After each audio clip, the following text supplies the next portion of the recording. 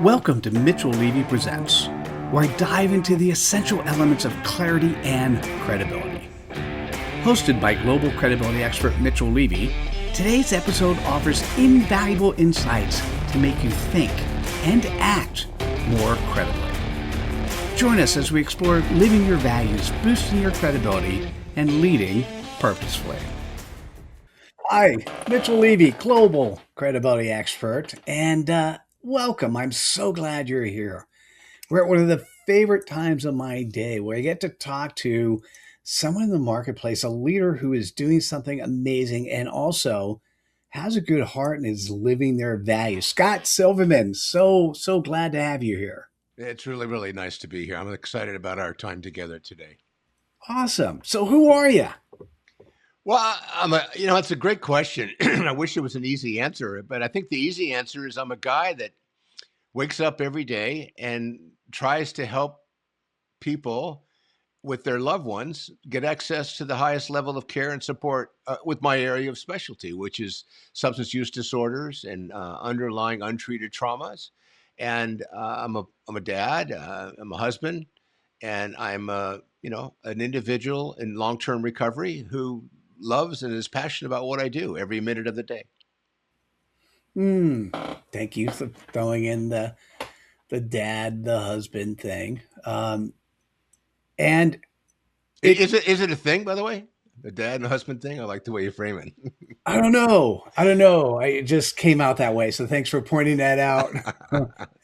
It's for me, it's a great thing. No, it is a thing. And sometimes when we get tied up in conversations about what you do, you forget about who you are, and I like to be reminded. So that's important. And I appreciate that. Well, it changes everything. For me personally, I remember everyone kept telling me what it meant to be a parent. And as soon as my son was born, I recognized that whatever they told me meant nothing because it's new. It just starts from scratch. I wouldn't mind a lot of times when I notice when somebody has a superpower, and you really have a superpower, and we'll get a little bit further that it's because they had a kryptonite. Do you want to talk a little bit your kryptonite so other people can relate to who you are and how you show up that way? I think I struggled at a young age, mostly because I had a passion about life, and it wasn't, it was organic. I really couldn't, I had a hard time controlling it, and it got me in trouble. It also got me noticed, and I think it's one of the driving forces in my heart is and then when I had my own personal issues and crashed and burned, uh, somebody said to me, why don't you take that 12-inch trip from your head to your heart? And that really helped me align with who I was, who I wanted to be, and how much I think I could contribute. And I learned that from my family, but I didn't really get a chance to apply it individually until I had my own episode and my catastrophic event that was a real turning point, more than a pivot, but a major turning point for me. Would you mind share what you're comfortable sharing? Well, I grew up in a traditional family, Jewish family, which meant I was driven by guilt and pressure and undefined, endless expectations. And I grew up in a family business. So I was a management trainee for like most of my teens. And finally, my family decided to give me a different title. And while I was working hard and contributing, I was also, anesthetizing myself when I ran into and met alcohol. I found it was a great way to really hide my feelings. And so I was numbing myself and self-medicating at a very young age. And we weren't talking about Manischewitz. We're talking about some other alcohol. Well, some people think the drinking problem with Jewish people starts with the Manischewitz they get, right at their circumcision, and then, of course, at their bar mitzvah or bat mitzvah. No, it was more than Manischewitz. It was hard liquor and then eventually marijuana. And then I moved into harder drugs, cocaine and hallucinogens. And I did all that through my teens and in my 20s. And then I became an unlicensed pharmacist. So I was a distributor. So a big part of my world after my 80-hour a week was dealing drugs, getting high, staying high, and finding ways to not feel my feelings, which is, I think, part of the disease of the addiction of alcoholism and substance use disorders. And I found ways to do that. And I was under the influence for a long time until it just got to a point where it got really bad. And I made a decision that I should end my own life. So that day, which was the 12th of November in 1984, I had made an attempt. I was intervened on through divine intervention, and that day I flew home from work in New York and came back to San Diego, my home, and got into treatment the next day. And after that 30-day experience, my whole life changed. And from that day forward, I have been doing, once I learned that I cannot keep what I've gotten without giving it away, I volunteered a lot, got really, really immersed in recovery and understanding more about my own spiritual path. And I was I felt blessed that I was now able to start helping others as a volunteer. So I've been helping others, if you will, since 1985. And then I turned into doing it professionally, and I opened up my own nonprofit and helped others who were struggling, people coming out of jail and prison, learned a lot of skills around that. And I found myself really enjoying watching somebody come back and say, I got it. I did it. I got my family back. I got a job. I'm working again. I got off parole, and I did all this because you told me I can. And I felt like you gave me permission to be okay.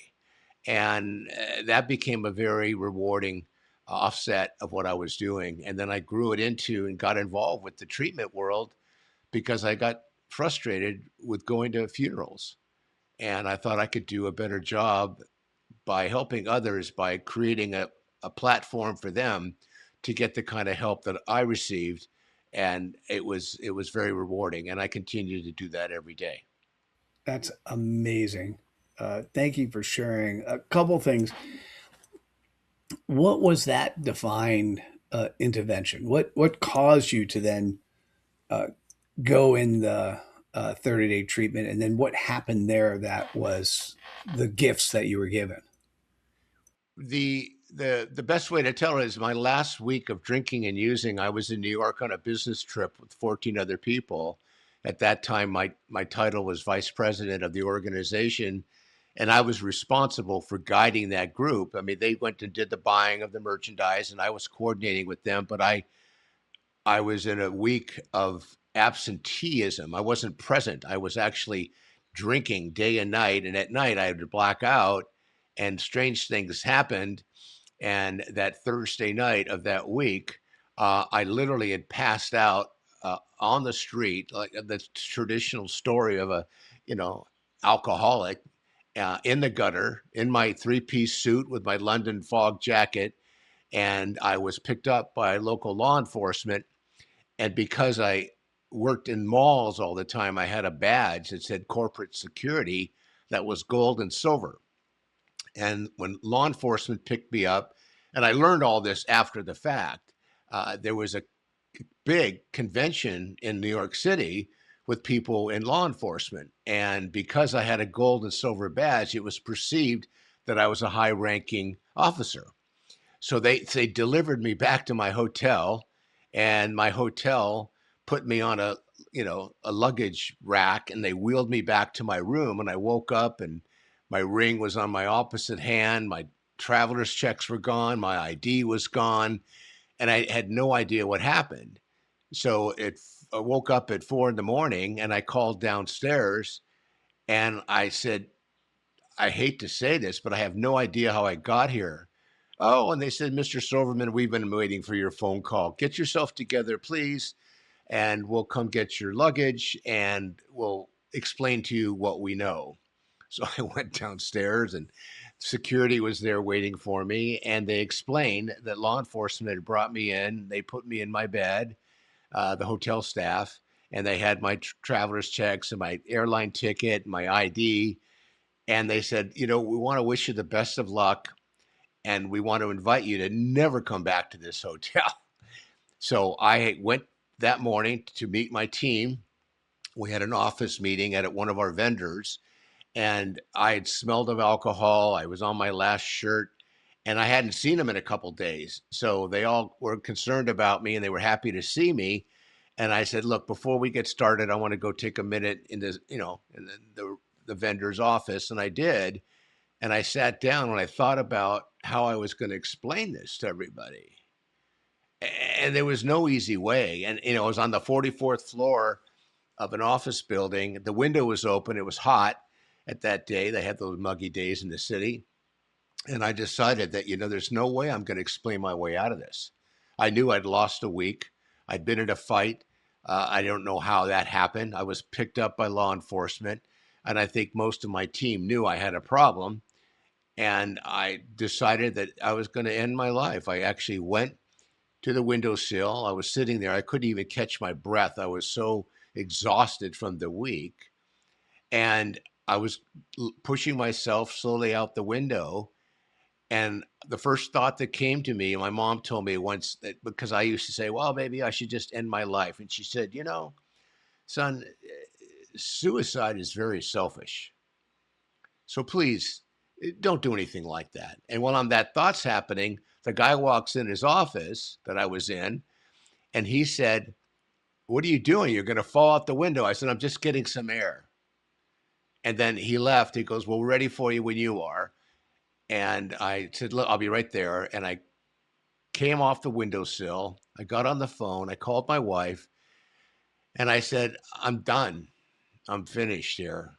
I'm going to come home tonight. And I want to go in to treatment like we talked about as an option. And I love you. And I'm sorry for whatever's happened this week." And she said, "Well, just finish what you need to do and we'll talk when you get home." Because she had known for quite some time that I had a problem. And I thought I was just drinking because I was depressed about drinking. And then that's that vicious cycle. So that was the divine intervention, what my mom had told me about. And when this guy came in his office, and had he not walked in, I would have jumped out the window. So it was a powerful moment. I was in a big fog, and I was ready to discuss and declare everything to my family. And I raised my hand and I said, "I need help." And those are three of the hardest words I've ever said out loud in my life. So the next day, I checked in, and that was actually the 11th of November, and my sobriety date's the 13th because I was on medication to keep me from detoxing too aggressively or going through any DTs. And from that day forward, everything in my life was different and better. Amazing. Thank you for sharing. Have you ever told the person who walked into the office that he saved your life? There was so many different things I didn't remember from that week. I made amends to all of my team, and one of them was going to share the story with him.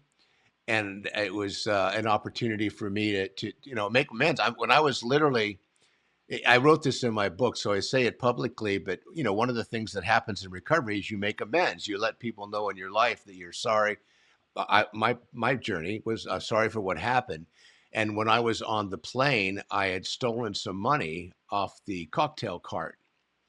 And when I was getting off the plane, there was about 8 of New York's finest waiting for me.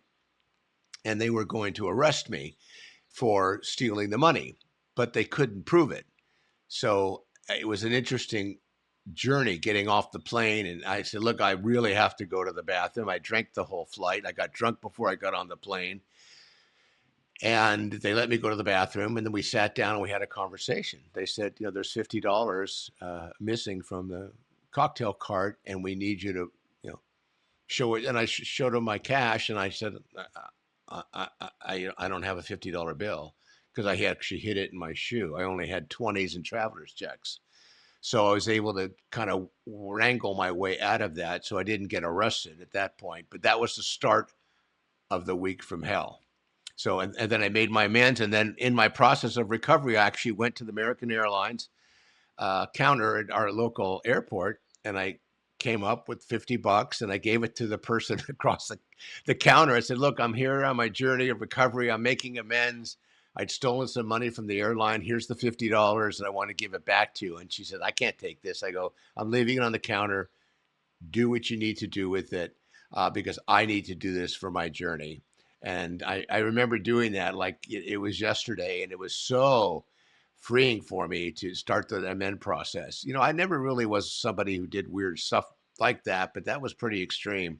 And it was a heavy load to carry. And my sponsor and my clinician therapist said, you need to do something. You can write a letter, you can send it to corporate, whatever you need to do. And I just walked it in the airport because I wanted to look somebody in the eye and tell that story. And it was very freeing, very freeing.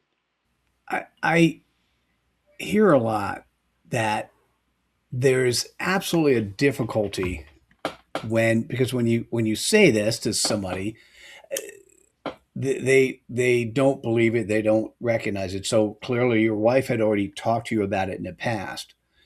How did It's interesting what you said about her saying, come on home and then we'll talk about it. What was that experience like for you and for her?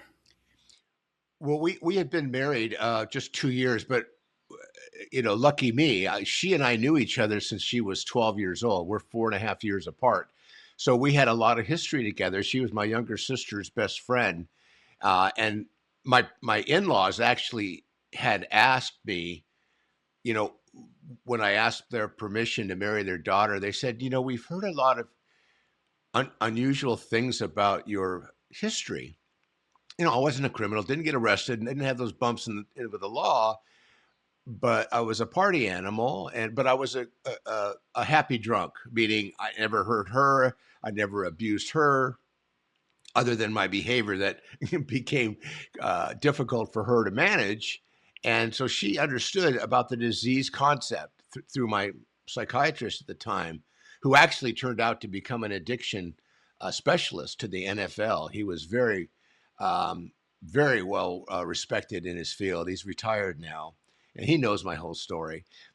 But she was so supportive that it was hard not to be completely honest with. I mean, I was honest with her about my substance use. She knew about it when we married, to the point that the night of our wedding, my little brother at the time, who's no longer with us, was giving a toast, and I was in the bathroom doing cocaine with a couple people. So I was so brazen about my need to stay high. And in those days, people really weren't getting arrested like they are today, and they weren't overdosing like they are today. So it was a different time. So she had a full understanding, and I was very transparent about my wanting to do that. And we married. I said, "Look, I'm going to continue." She said, "Oh, it's okay." Being a good Jewish wife, let's get the license in place, and then she got rid of all my friends and helped me manage my recovery path, and to the point that she even got involved to learn about what she can do as a significant other married to someone who had an alcohol and drug problem. And she'll, if you were to call her today and say, what's the most important thing for Scott, and you with Scott, and she would tell you it's my sobriety.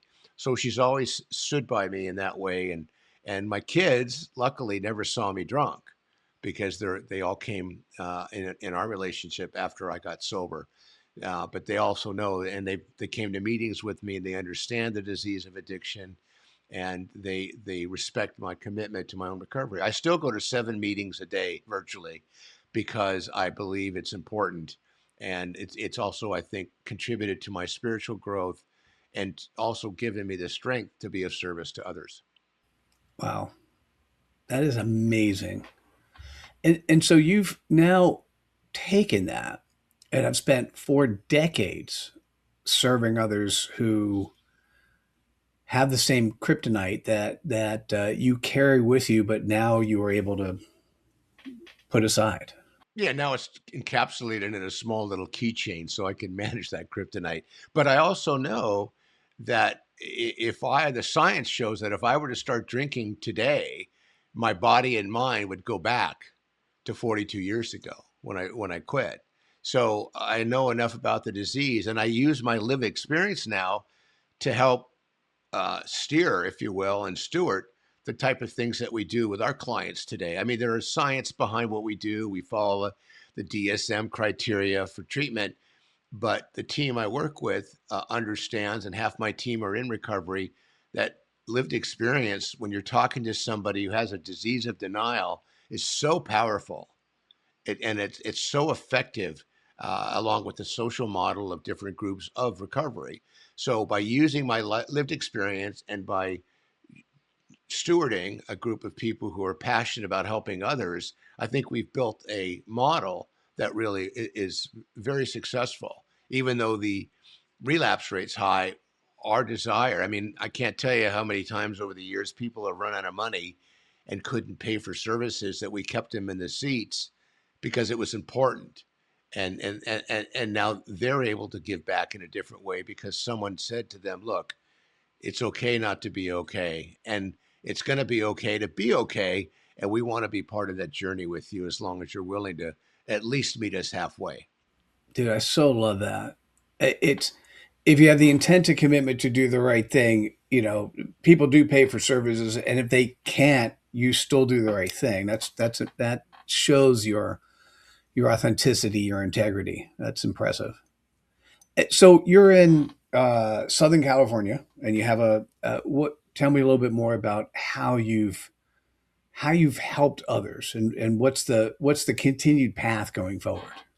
Well, in the early 90s, I created an organization called the Second Chance Program, which primarily worked with people coming out of jail and prison. Don't even ask me how that happened, other than I was working with homeless people the 2 years prior as a volunteer. But the social service loop tends to keep people who are behind the eight ball, in the social service loop. And I became what I call a social entrepreneur. And I wanted to really give people the tools, but the system didn't really want to give them the tools because a lot of people in the system make money off of people being in the system.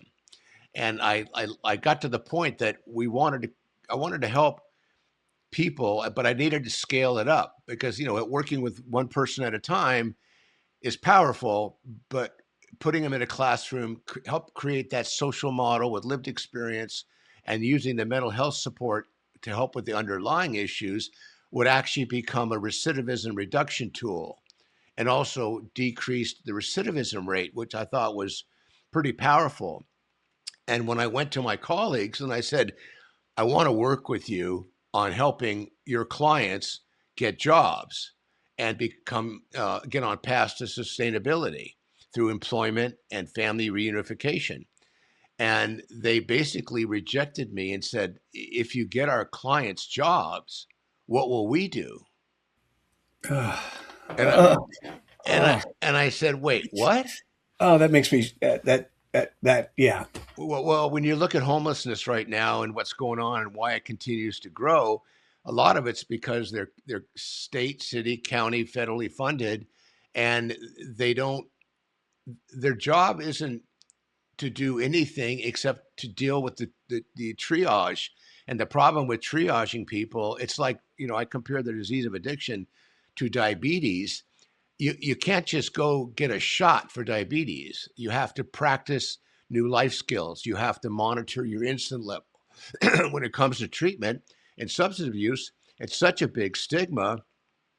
People don't talk to other people about it. And when they get comfortable enough in their own skin, they'll start to share it with others. So running that agency for 18 years really gave me a lot of skills to work with people on a variety of levels. And when people graduated, because I had a staff of 65, 40 of them, literally 2/3 of my staff, were not only in recovery, but still on parole, or they were parolees or probationers. So again, we took that lived experience, and that model really worked to the point that the Secretary of Corrections, state of California, we have one of the larger institutionalizations of criminals in the country per capita, came to visit me. And his opening remark was, I hear you're trying to put me out of business. I said, that's cute. What do you mean? He says, well, people, I understand through parole officers and the state of California's parole office tells me that what you're doing is really working. And the people you're serving are not recidivating at the same rate as everyone else. And I wanted to know what it is your secret sauce is. So he spent 2 days with us with his team, monitoring what we're doing and auditing the classes. And he says, this is remarkable. Would you be willing to expand this to other parts of the state? And then he got promoted, and that changed. Because, the criminal justice system, especially jail and prison, they make their money by keeping people inside. And statistics show that 95% of the people in prison will get out of prison. And one of the things that every inmate hears is, we'll see you soon when they leave. So I wanted to break that cycle. So I irritated a lot of people, and I still continue to do that, but I do it in a more polished way now than I did before. So that was where my background came from, helping people. And once I moved it, and we never did treatment in those days. We had housing, and we had workforce development and life skill development. And those are tools that if you don't have those basics, you can't do anything. We had 175, individual beds and on 9 scattered sites, and it was a very successful model. And we served a lot of people, and we really reduced recidivism.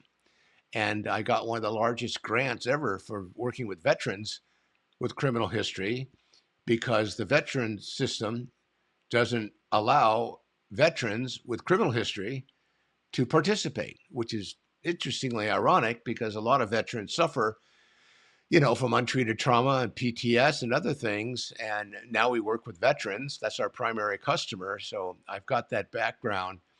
But again, it's like there's a fight every day to try to figure out a way because the system just isn't set up to give someone the tools to be self-sufficient. And I still fight that. California's homeless population continues to grow, and our governor just announced a few months ago that homelessness is down 10%. So I sent an email. I don't get answers from him. I said, where'd they go? They don't disappear. They don't go back to some other planet. So you make that statement, and we spent, what was it? I don't know, $15 billion over the last 5 years in this state. And the homeless population continues to grow. I know, at least in the big cities, and LA's got 70,000 of them. I continue to see. Hey, we're getting close to the end. Quick question with a 5-second response. How many people do you think you've served over the last 4 decades? How many people have you helped? Well, when I left that agency, it was north of 25,000. So between that point and now, probably another 5,000 people. So close to 30,000 people. Dude, that's amazing. And those people have impact on others as well. So we tell them, each one helps one. So the ripple effect is huge. Yeah. Listen, if you're in the Southern California area, particularly you're in San Diego, right? And you're something, you're listening to this and you think, I need to reach out to Scott, either for myself or somebody that you are that you really care about. Scott, what's the best way for people to reach out to you? Well, first and foremost, I do most of my work virtually now, and I do interventions, and I'm a crisis coach. So anywhere you are, I get called from Australia and Europe. But the easiest way to reach me is Scott H. Silverman. Just Google me. You'll find my website, yourcrisiscoach.com, or Confidential Recovery, or our veteransnavigationcenter.org, or call me. I dare you to call me, 619-993-2738. And I promise you, if I can't help you, I will give you some tips and some tricks and some guidance to get help. Nice. Thank you for that. That really shows someone who cares. Scott, is there a particular, given this conversation, is there a question I should have asked you that I didn't? It's funny. That's a question I ask people all the time, and we always time them on my podcast to see how long it takes them to figure something out. I think the question I would like to be asked, if you will, is what is it the thought leaders and the decision makers could do to really help create systemic change? I like that. Okay. Ask yourself that question. Recognize we're close to the end, so give us a summary. But I am very curious about that. So, Scott, tell me. Well, my easy answer is if you do what you've always done, you're going to get what you've always gotten. And if the statistics show that nothing is changing and it's getting worse, stop it. Talk to somebody like me, and there's others around this country and the world that have some real working knowledge on what creates systemic change. Start talking to them. Real quick, I sent my second book, The Opioid Epidemic, to all the governors in this country. I got 4 thank you notes and 1 sent back saying that we don't accept gifts. So clearly, the stigma and the resistance to change is pretty high and hard. We need to treat this disease of addiction the same way we did with COVID. Real-time data, real information sharing, and go to the winners who are providing the services that work and support them and make sure that they get the underpinning to move that level of care and concern to a higher level so we can serve more and save more. Thank you. And Scott, first I want to say thank you for all you do. And touching 30,000 lives directly means you've impacted the lives of hundreds of thousands of people. And just thank you for being you. I want to say it's a pleasure, and it is, and it sounds hokey, but the joy that when my phone rings and I don't know who it is calling me, and I always pick up my phone, and if I don't pick it up, I always call back. That gives me hope, and I hope it gives others hope and help that there is a solution and there is a way that we can move forward together. But you have to start with, I need help, and then shut up and listen, because we have 2 ears and 1 mouth for a reason. Well, thank you so much, Scott. Scott H. Silverman, thank you so much for joining me today and showing me who you were and showing everyone else who you are. And so thank you. Thank you, Mitchell. I really appreciate the opportunity. Oh, I'm honored to be here. And listen, if you're still here, either listening or watching, this is your opportunity to spread Scott's message, to spread his cred dust. Take that idea, that thought that really sticks in your mind based on what you heard, and either share it on social media or take action on it right away. Anyhow, I'm really glad that you're all here. I'm fortunate to have the pleasure of being able to interview amazing humans like Scott. And thank you so much again for everything you do. And thanks for hanging out. We'll see you at the next episode of Leaders Living Their Values. Take care, everyone. Bye now. Thank you for tuning in. We hope you found value in today's episode. Like, subscribe, and share your aha moments on your preferred platform. Remember, credibility starts with clarity and living your values. Learn more at mitchelllevy.com. Until next time.